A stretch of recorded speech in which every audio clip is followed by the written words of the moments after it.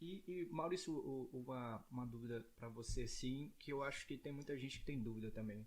Principalmente a Elisângela está aqui. Eu acredito que ela faria a mesma pergunta. Esses dias rolou uma discussão muito na internet, principalmente em direção ao ministro da Educação brasileiro, que é sobre essa coisa que ele falou, pretos também são médicos. E pessoas falam assim, de 10 médicos no Brasil, se você achar um preto é difícil hoje. Não é só oportunidade que falta, né? É um investimento tudo. Aqui, em todas as áreas, não tem essa dificuldade. Aqui você vai no hospital, que os médicos e os enfermeiros, às vezes você tem áreas que você vai no hospital, que eu já fui, que são pretos. Não só de oportunidade, né? Aqui, eu estou ajudando minha filha agora na aplicação da faculdade. Aqui, se você é negro ou minoria de alguma forma, ou por causa de raça ou de cor, o governo tem um incentivo maior. Você ganha mais ajuda do governo por você ser essa minoria, porque eles não querem o que está acontecendo no Brasil, né? Eles não querem que uma pessoa que a pessoa seja tenha menos chance, menos favorecido por causa da cor dela ou da raça. Então, na aplicação mesmo tem. Quando as crianças mandam a aplicação e eles veem que são negros ou são de outro país, tem alguma outra coisa, eles têm uma ajuda extra do governo. Isso é fantástico. Sim, principalmente essa parte de cotas, tudo, né? A gente precisa. E uma coisa que às vezes a gente não pensa como nós estamos no Brasil, né? Vamos pensar o branco, a grande maioria lá no Brasil, e tu vai falar lá, eu vejo lá no sul, assim, né, tem muita descendência de alemão, de italiano, português lá no sul. Nós temos uma população negra bem menor do que eu acho que a média do Brasil lá no sul, principalmente em Santa Catarina. Mas aí tu vai falar com o pessoal, o sonho deles é ir morar no exterior. Só que ele esquece, quando ele vai morar no exterior, ele não é mais branco, ele é estrangeiro. É imigrante, é um gringo. Ele é um imigrante, né? E daí quando tu fala quando lá no Brasil, quando nós recebemos bastante venezuelanos, recebemos bastante haitianos quando deu o desastre lá, o pessoal, tinha um pessoal que reclamava, o pessoal vai tirar nosso emprego. Né? Agora é venezuelano, antes eram os haitianos, tinha o pessoal da Síria, tem o pessoal do mundo inteiro, refugiados que vão pra lá no Brasil, e daí o pessoal reclama, acha que não tem que dar emprego, não pode não sei o que estão roubando nossos empregos, estão incomodando, ou o pessoal lá no sul reclama às vezes de falar mal de nordestino sem conhecer. Os nordestinos estão lá sem trabalhar e vem aqui pro sul, vem aqui do mesma nação, exatamente. Vem o nordestino lá do sul, o nordestino vai para São Paulo, vai pro sul do país para vender rede ou para trabalhar. Sim, mas ele tem para trabalhar, né? E daí ele esquece, tem preconceito contra a própria população. Né? E daí qual que é o sonho dele? Ir morar no exterior. Ele quer uma coisa pra ele que ele não faz pro... Não faz sentido nenhum. Ele trata mal o próprio povo só porque é de outro estado.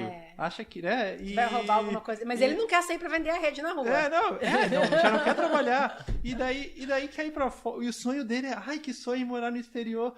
Mas daí só que tu esquece que daí tu vai ser estrangeiro. E tu vai sofrer todos os tipos de preconceito. E discriminação. Com certeza. Né? E o pessoal esquece disso.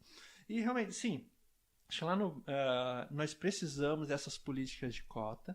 É extremamente importante. Né? Nós temos uma dívida cultural, temos um problema muito sério de inserção. Né? O pessoal reclama muito de cota, mas é que às vezes a discussão ela não tem a profundidade, acho que precisa ter. Né?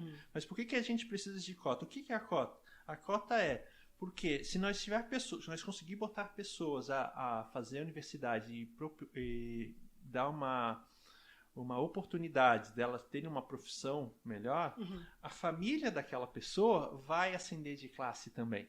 Claro. Então daí tu vai ter mais pessoas.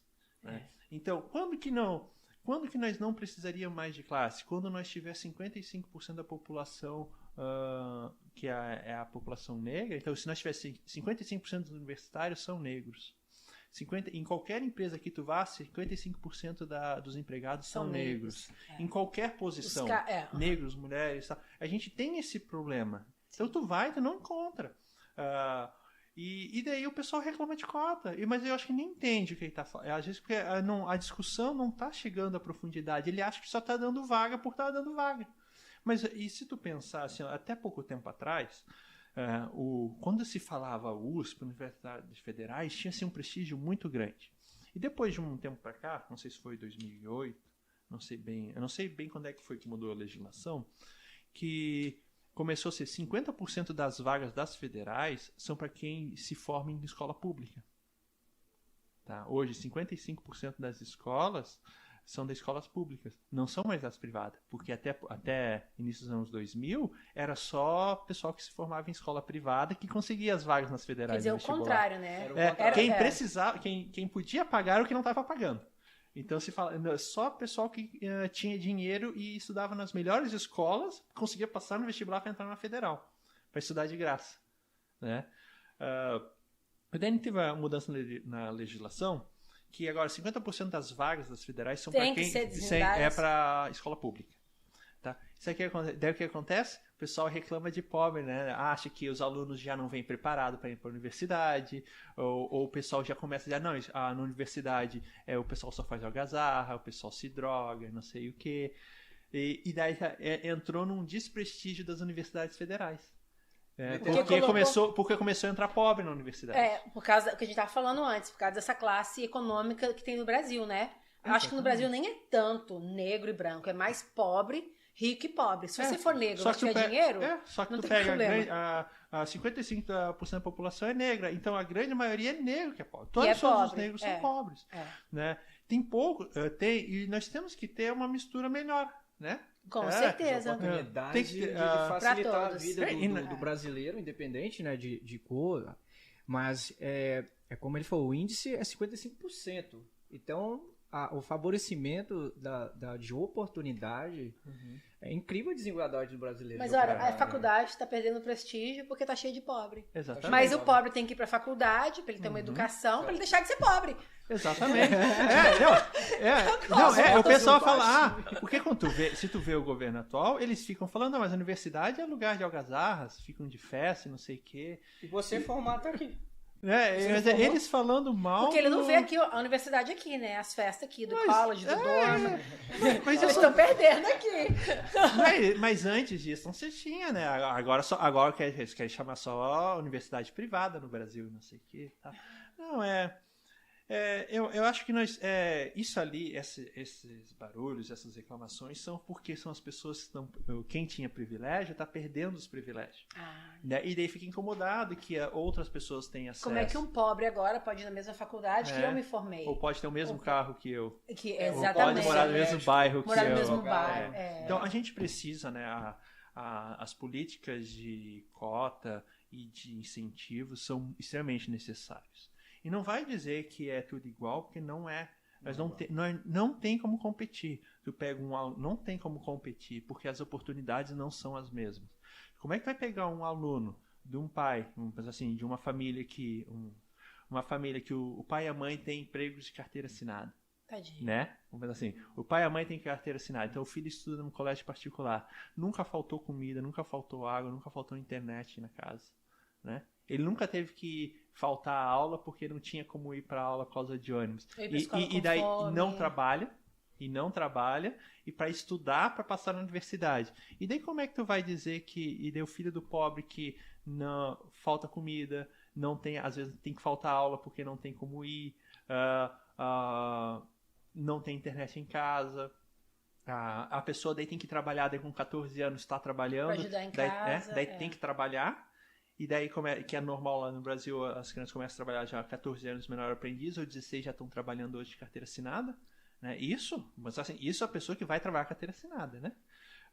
E daí nós temos muito trabalho infantil ainda, né? E daí, como é que nós estamos pensando que as crianças dizem assim, o dia tem 24 horas. Não tem, porque quem tem, compra tempo.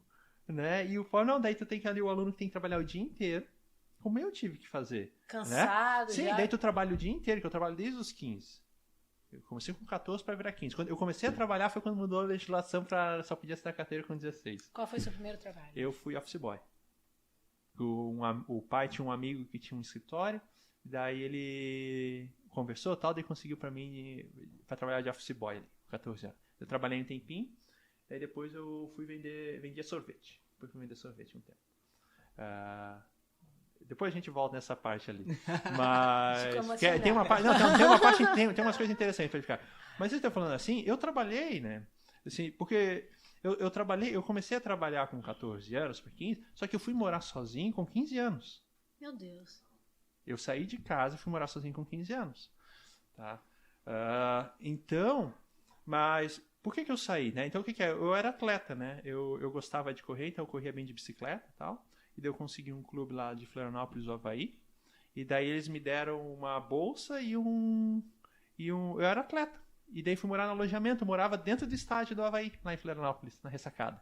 E daí eu morei lá, fui morar com 15 anos sozinho lá. E fiquei até os 19.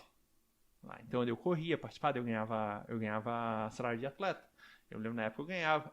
No primeiro ano, daí eu tinha que trabalhar, olha só, eu pedalava bicicleta de manhã cedo. Daí trabalhava o dia inteiro numa empresa lá, como mecânico. E de noite ia estudar. Tá? Não, o tempo dele, ele não tinha um tempo para fazer uma pesquisa. Se tivesse fazer pesquisa, era tinha nada. Então, isso eu fui. Nem tinha, eu acho lá. Também não teve tempo de fazer coisa errada, né? Porque adolescente, ultimamente, de 15 anos. O esporte é muito bom, né? O esporte ele ajuda bastante, né? Acho que o esporte trabalha com. Nós tínhamos que investir mais em esporte. Acho que as crianças, esporte dá oportunidade, integração, conhecer outras pessoas, tudo. Acho que o esporte é uma boa forma de integrar os adolescentes na sociedade, né? Então daí eu era atleta profissional, assim, júnior, tal. Então eu fazia era isso, era e eu fui lá para estudar. Então mudei 15 anos, trabalhava, estudava e daí até depois passar na universidade. Daí acabei voltando para Itajaí depois. Mas fui morar sozinho com 15 anos, né? Então, eu passei por tudo isso. Eu trabalhava, não tinha tempo pra nada. Então, eu lembro que às vezes não tinha dinheiro, tava apertado. Eu ia... Tá certo que eu pedalava, mas eu treinava o dia inteiro, trabalhava de manhã, trabalhava o dia inteiro, ia pra escola à noite. Às vezes também tava sem dinheiro, ia pra escola de bicicleta. E voltava. Nós estamos falando, era 10 km de distância entre a escola e onde eu morava. Então, eu fazia 10 km pra ir, 10 km pra voltar de noite, né? Isso que a gente foi fazendo ali. Então, acho que sempre foi trabalhoso, mas eu não tinha ninguém para sustentar. Era só eu. Né? Então, eu ainda tinha, mas assim, eu criei condições, eu tinha umas condições. Só que às vezes, tem muitos desses adolescentes de 15 anos, 16 anos, estão trabalhando, porque eles precisam ajudar em casa. Né? Então, daí eles estão trabalham o dia inteiro, e às vezes empregos extremamente desgastantes, ou daí vai pegar lá, às vezes, em São Paulo, as grandes cidades, o pessoal demora 2 horas para ir para o trabalho, 2 horas para voltar, às vezes até mais de trânsito. Então, daí como é que tem o mesmo tempo? Se ele tem que acordar 5 horas da manhã para tomar um café, pegar o ônibus para chegar 8 horas no trabalho, sai às 6, quando não fica até um pouco mais tarde, mais 2 horas para voltar, chega 9 horas da noite em casa. Quando é que ele vai estudar? E daí como é que nós vamos dizer que tem a mesma oportunidade de uma criança que não precisou estudar, trabalhar, para estudar para ir na universidade? Garantir, né? O café da manhã. Então, as oportunidades não são iguais. Então, já que nós temos essa diferença tão grande, a gente precisa criar incentivos de melhorar as pessoas que têm mais. Né? Isso é o que a gente fala de equidade. Né? Não é igualdade, é equidade. A gente dá maior estrutura e oferecer mais para quem precisa mais. Né? Então, a gente precisa garantir vagas nas universidades para quem estudou em colégios públicos. Nós precisamos de cota para negro, precisamos de cota para índio e para qualquer outra minoria que exista, nós precisamos garantir os direitos dessas minorias. Sim. Né? Então, dessa forma por que a gente não seria o ideal? O ideal seria que não tivesse. Mas como que a gente não vai ter? Quando o mundo já tiver mais integrado, a gente conseguir garantir os direitos e liberdade dessas pessoas. Né? Então, acho que quando a gente dá uma cota para um negro virar médico, virar advogado, né? A família dele vai crescer. Então, se a família dele vai ter, os filhos dele não vão mais precisar da cota. Já né? vai mudando a trazendo e já vamos cada vez trazendo mais e mais pessoas, né?